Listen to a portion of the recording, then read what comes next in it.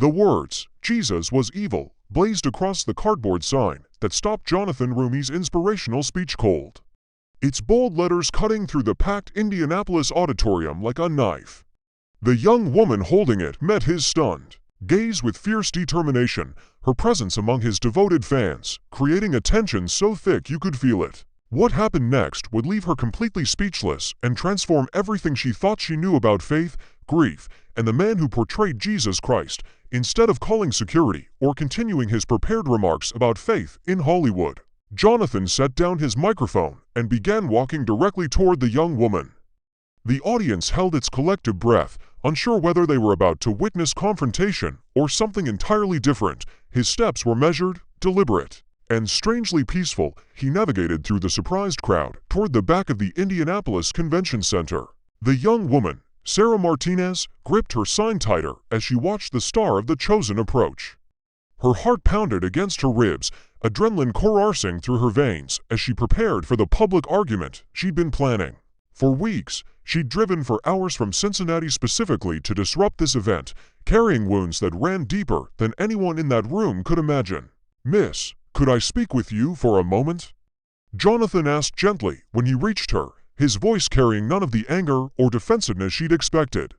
His brown eyes held genuine curiosity rather than judgment, completely disarming her prepared defensive stance. The security guards, who had started moving toward them, stopped in their tracks, watching their employer with obvious confusion about how to proceed. Sarah's grip on the sign wavered slightly as she stared into the face she'd seen countless times on her sister's television screen before everything changed. "You can't change my mind," she declared, though her voice lacked the conviction she'd rehearsed in her car mirror that morning.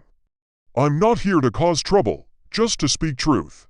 Her words carried pain that years of anger had failed to fully mask. Just 3 months earlier, Sarah had been attending Sunday Mass with her family, a routine that had anchored her life since childhood. The Martinez family occupied the same pew every week at St. Augustine Catholic Church, where her grandmother had been married 60 years before. Sarah's faith had been unshakable then, built on years of youth group activities, mission trips, and deep theological discussions with Father Miguel. Her younger sister, Isabella, had been the family's brightest light, a sophomore at Indiana University, studying to become a social worker. Isabella volunteered at the local homeless shelter every weekend and watched The Chosen religiously, often quoting Jesus' words from the show during family dinners. "Sarah, did you see this week's episode?" she'd ask excitedly, her face glowing with the same enthusiasm she brought to everything in life. "Would you mind if I asked what brought you here today?" Jonathan continued, his tone remaining gentle. Despite the hostile sign between them, he noticed the slight tremor in her hands and the way her jaw clenched as if fighting back emotions. Something about her reminded him of his own sister during her most difficult years when faith and family had been sources of conflict rather than comfort. The auditorium buzzed with whispered conversations as attendees strained to hear the unexpected exchange. Many pulled out their phones to record, sensing they were witnessing something unprecedented.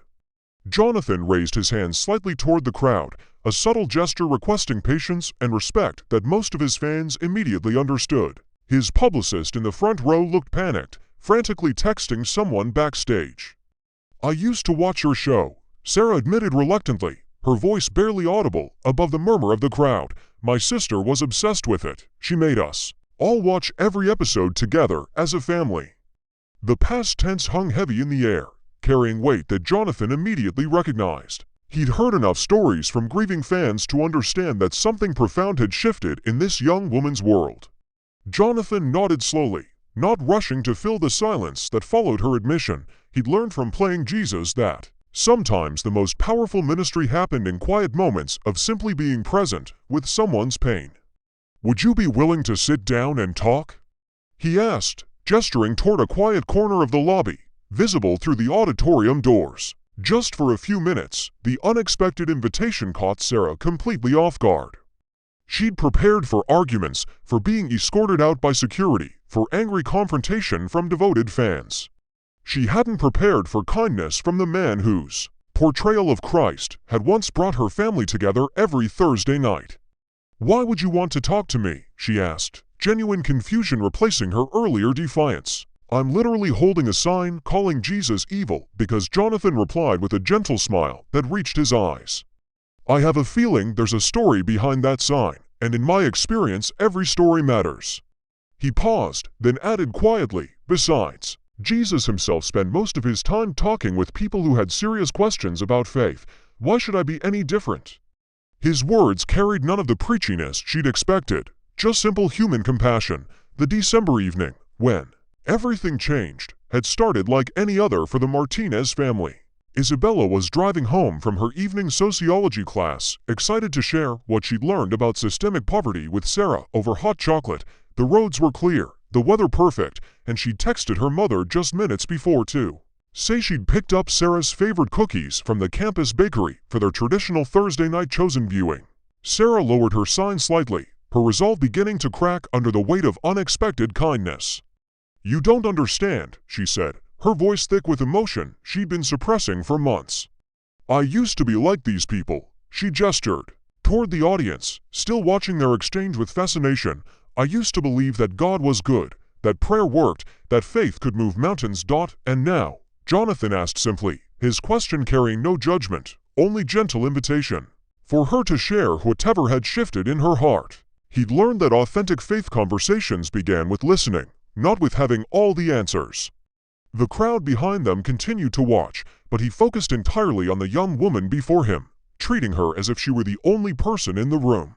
Now I know better, Sarah replied bitterly, though tears had begun to form in her eyes despite her efforts to maintain composure.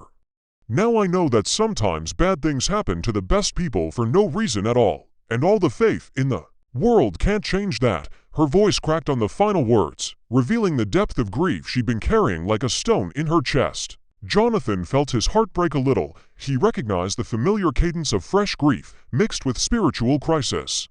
He'd received thousands of letters from fans struggling with similar questions. People whose faith had been shattered by loss, and who looked to his portrayal of Jesus for answers he couldn't provide. I'm so sorry, he said quietly. Whatever you've been through, I'm truly sorry. Something in his tone, perhaps its complete lack of platitudes or easy answers, caused Sarah's carefully constructed walls to crumble slightly. My sister passed away, she whispered, the words barely audible, but carrying the weight of months of suppressed agony. She was the best person I knew, the most faithful, the kindest, and God let her go anyway. The sign in her hands trembled. As she spoke, the confession hung in the air between them like a bridge across an impossible chasm. Jonathan didn't rush to respond with theological explanations or comforting scripture verses. Instead, he simply stood with her in that moment of raw honesty, allowing her pain to exist without trying to fix it immediately. If you believe that choosing love over anger takes real courage, comment the word courage below. Tell me about her, he said after a moment. What was she like? For the first time since entering the auditorium, Sarah's expression softened slightly. Isabella was everything I wished I could be, she began, her voice growing stronger as she spoke about her sister. She volunteered at the homeless shelter every Saturday morning, brought coffee to our elderly neighbors, and could make anyone laugh, even on their worst day. She wanted to change the world through social work. As Sarah spoke about Isabella, Jonathan noticed how her posture changed, how the anger in her eyes was temporarily replaced by love and pride. This was the opening he'd been praying for, not to win an argument, but to connect with the part of her that still remembered love. She sounds like she had a beautiful heart, he said. I can see why you miss her so much. She did, Sarah agreed. Then her expression hardened again, which is exactly why none of this makes sense. Why would a good God take someone like that? Why let her suffer? The questions poured out now, months of suppressed anger and confusion, finally finding voice. Your show made her so happy, made her believe that following Jesus meant something. But where was he when she needed him most? The lobby had gradually filled with curious attendees who'd left the auditorium to witness this unprecedented exchange. Some held their phones recording, others simply watched with obvious concern for both Sarah and Jonathan. A few older women in the crowd were visibly emotional, perhaps recognizing their own past struggles with faith. In Sarah's words, the security team maintained a respectful distance, clearly following Jonathan's earlier unspoken direction. Jonathan took a deep breath, aware that his next words would be crucial, not just for Sarah, but for everyone listening. "I don't have easy answers for why bad things happen to good people," he admitted honestly. "I've asked those same questions myself. Playing Jesus doesn't give me special insight into God's plan or protection from life's hardest moments. It just reminds me daily how much I don't understand." The unexpected vulnerability in his response caught Sarah off guard again. She'd been prepared for defensive theology or platitudes about God's mysterious ways. Instead, he'd offered simple honesty about his own limitations. "Then why do you keep doing it?" she asked. "Why keep portraying someone you're not sure about?" Her question carried genuine curiosity rather than accusation, because, Jonathan said thoughtfully, "Even in my questions and doubts, I keep finding moments of unexpected grace. Not always the dramatic kind, but small instances of love showing up in dark places. Sometimes through other people, sometimes in ways I can't explain." He paused, then looked directly into her eyes, like right now. "Actually, you coming here tonight, asking these hard questions. Maybe that's grace, too." Sarah stared at him, completely unprepared for this perspective. "How is my anger grace?" she asked, confusion evident in her voice. "I came here to disrupt your event, to challenge everything you represent. I wanted to hurt your message because mine has been destroyed." Her honesty surprised even herself. She hadn't intended to reveal so much of her internal struggle to this stranger. "Maybe," Jonathan suggested gently, "because your questions come from a place of love. You're not angry at God because you never cared. You're angry because you cared so deeply. That kind of faith wrestling isn't the opposite of belief. It's often the most honest kind." His words carried the weight of someone who'd clearly wrestled with similar questions himself. The crowd around them had grown, but the atmosphere remained respectfully quiet. Many audience members were clearly moved by the unexpected turn their evening had taken. Some wiped away tears, perhaps remembering their own seasons of doubt and questioning. A few teenagers in youth group t-shirts watched with wide eyes, witnessing a conversation about faith unlike any they'd heard in church. Isabella's accident had happened on a Wednesday night in December, just 2 weeks before Christmas. She'd been driving home from her part-time job at the campus bookstore, singing along to contemporary Christian music as she always did. The drunk driver, who ran the red light and struck her car hidden, had walked away without a scratch. Isabella had lingered in the ICU for 6 days before slipping away quietly while Sarah held her hand. "The worst part," Sarah continued, her voice growing stronger as she found the courage to voice her deepest pain, "is that she prayed constantly during those 6 days in the hospital. Even when she could barely speak, she was asking God to help. Other people, she prayed for the drunk driver who hit her, for the doctors treating her, for our family." Tears flowed freely now. What kind of God ignores prayers from someone that pure? Jonathan felt tears gathering in his own eyes as he listened to Sarah's account. He'd heard similar stories countless times, but each one still hit him like a physical blow. "I don't know," he admitted quietly. "I truly don't know why some prayers seem to go unanswered, while others are fulfilled in ways we never expected. But I do know that Isabella's prayers for others tell me something important about who she was." "What do you mean?" Sarah asked, wiping her cheeks with the back of her free hand while still clutching the protest sign with the other. Something in his tone suggested he wasn't about to offer empty comfort, which made her willing to listen despite her emotional exhaustion. Around them, the lobby had fallen completely silent as people strained to hear his response. "I mean that even in her suffering, she was still loving others," Jonathan said softly. "That's not something that happens automatically. That's the kind of response that comes from a heart so transformed by love that even pain can't extinguish it." He paused, choosing his words carefully. "Maybe the answer to your question isn't what God did or didn't do for Isabella, but what he did through her." Sarah's grip on the sign loosened as she considered his words. "You mean her prayers for others?" she asked, trying to understand where he was leading. "But what good did they do? The drunk driver still walks free. The doctors couldn't save her. And our family is still broken." Her voice carried the exhaustion of someone who'd replayed these scenarios countless times in her mind. "Tell me," Jonathan said gently, "what happened to the drunk driver? Not legally, but personally. And what about the doctors who treated her? Your family, have you seen any changes in them since that week?" His questions weren't leading toward easy answers, but toward helping Sarah see patterns she might have missed while buried in her grief. Sarah frowned slightly as she thought about his questions. "The driver," she said slowly. "He actually came to Isabella's funeral. He was sobbing, completely broken. He's been sober ever since, and he started volunteering at the same homeless shelter where Isabella worked. He said something about her forgiveness changing his life." She paused, surprised by how difficult it was to maintain her anger while recounting this fact. "And the medical team?" Jonathan prompted gently, sensing that Sarah was beginning to connect dots she'd previously refused to see.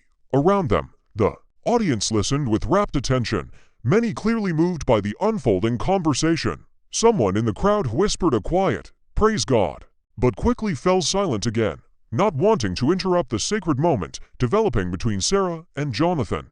Dr. Patterson, her ICU physician, he said Isabella's attitude during those 6 days reminded him why he became a doctor in the first place. Sarah admitted reluctantly he'd been planning to quit medicine because he was so burned out. Instead, he started a program at the hospital to provide better spiritual care for families. Her voice grew quieter as she continued, "And my parents, they've grown closer through their grief instead of letting it tear them apart." Jonathan nodded slowly, not with the satisfaction of someone proving a point, but with the gentle recognition of someone who'd learned to look for light in dark places. "So maybe," he suggested carefully, "Isabella's prayers were answered, not in the way any of you would have chosen, but in ways that are creating ripples of healing and transformation you couldn't have imagined when she first whispered them." The realization hit Sarah like a physical force, causing her to stumble slightly.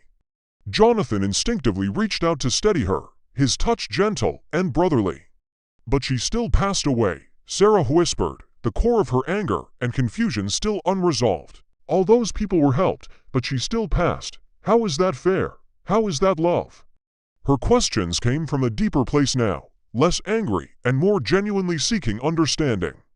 "It's not fair," Jonathan agreed simply, his honesty once again catching her off guard. "There's nothing fair about losing someone you love, especially someone as beautiful as Isabella sounds.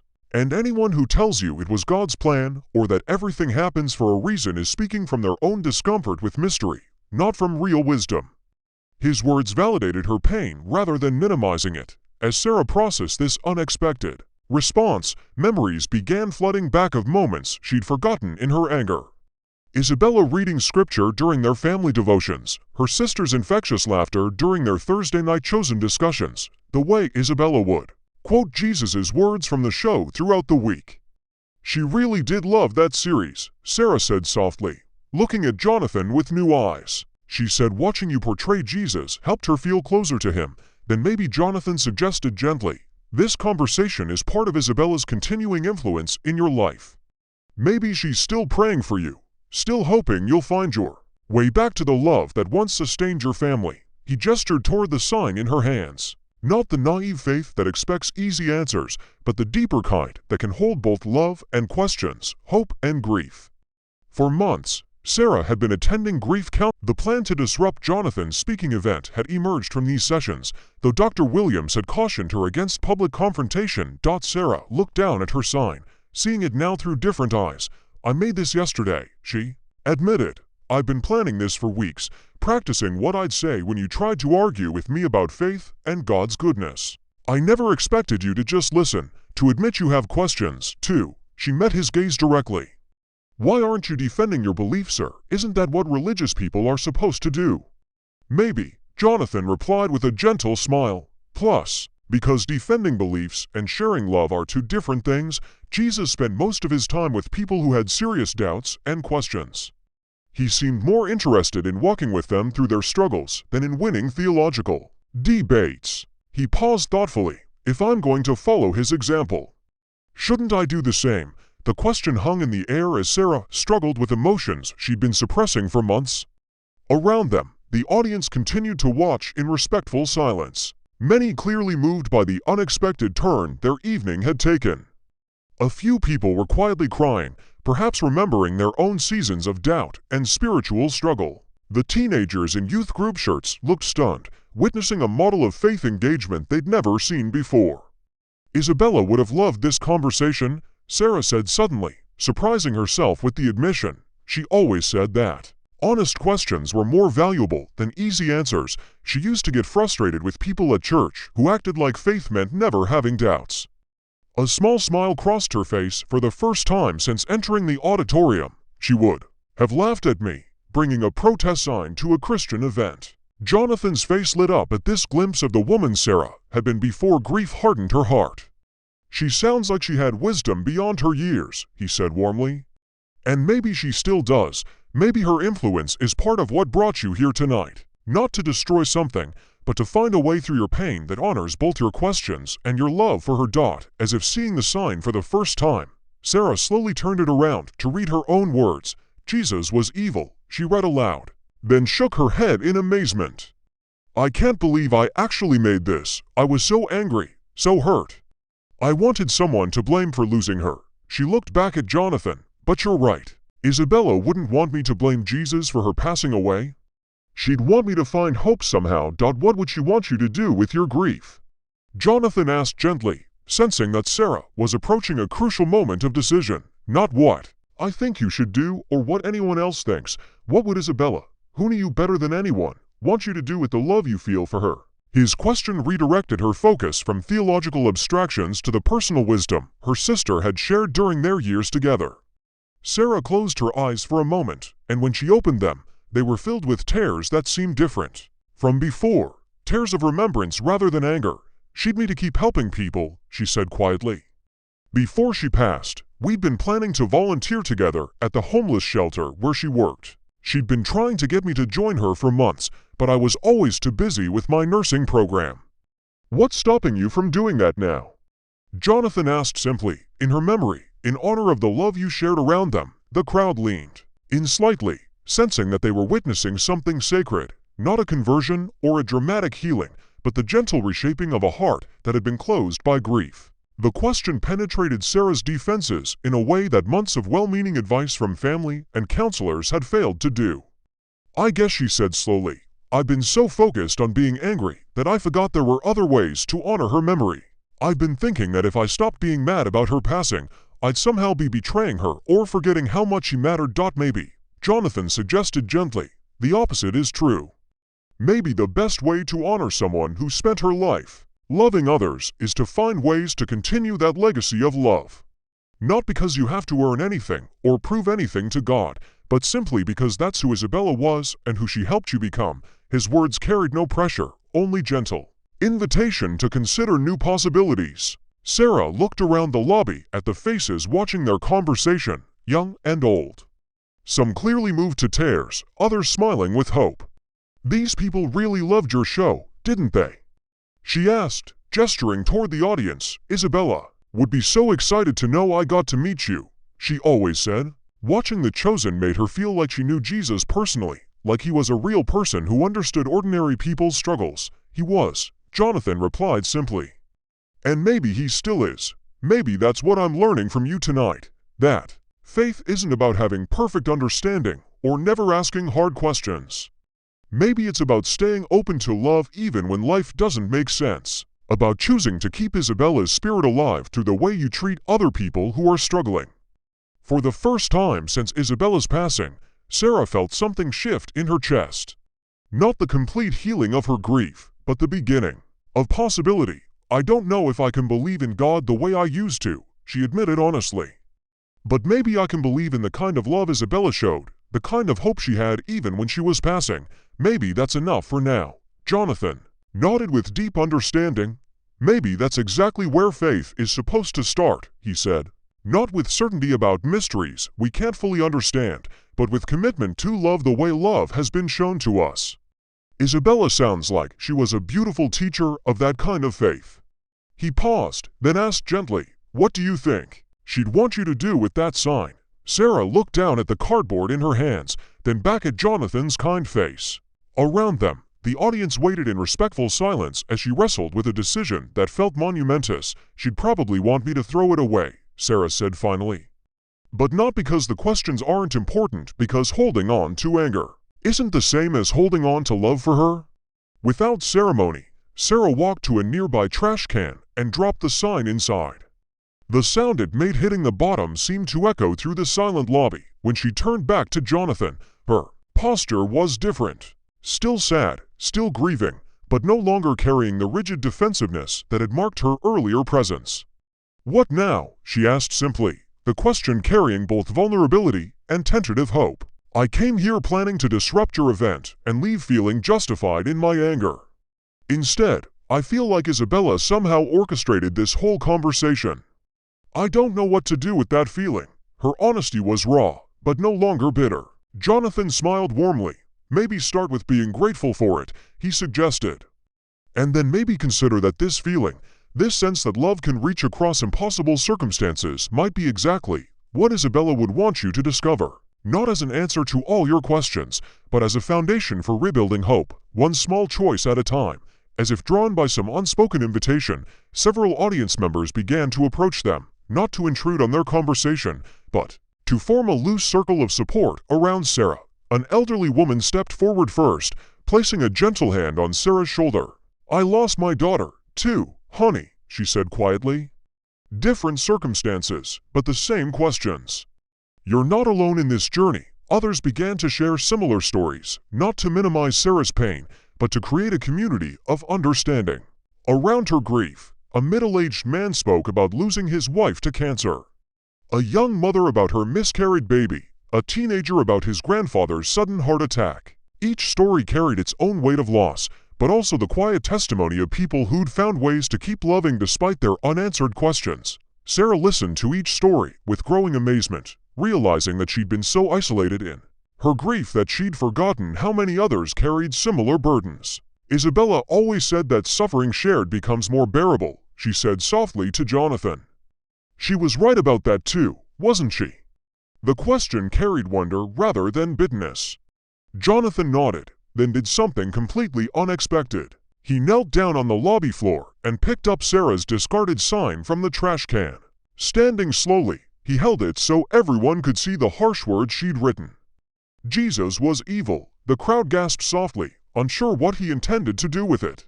"This sign," Jonathan said, his voice carrying clearly through the lobby, "represents some of the most honest questions anyone can ask about faith. Questions born from real pain, real loss, real love." He looked directly at Sarah. "Would you help me turn this into something that honors Isabella's memory instead of expressing our anger about her passing?" Sarah stared at him in confusion. "What do you mean?" she asked, her voice barely audible. Around them, the audience watched with fascination as Jonathan pulled a pen from his pocket and offered it to her. "What do you want me to do with it?"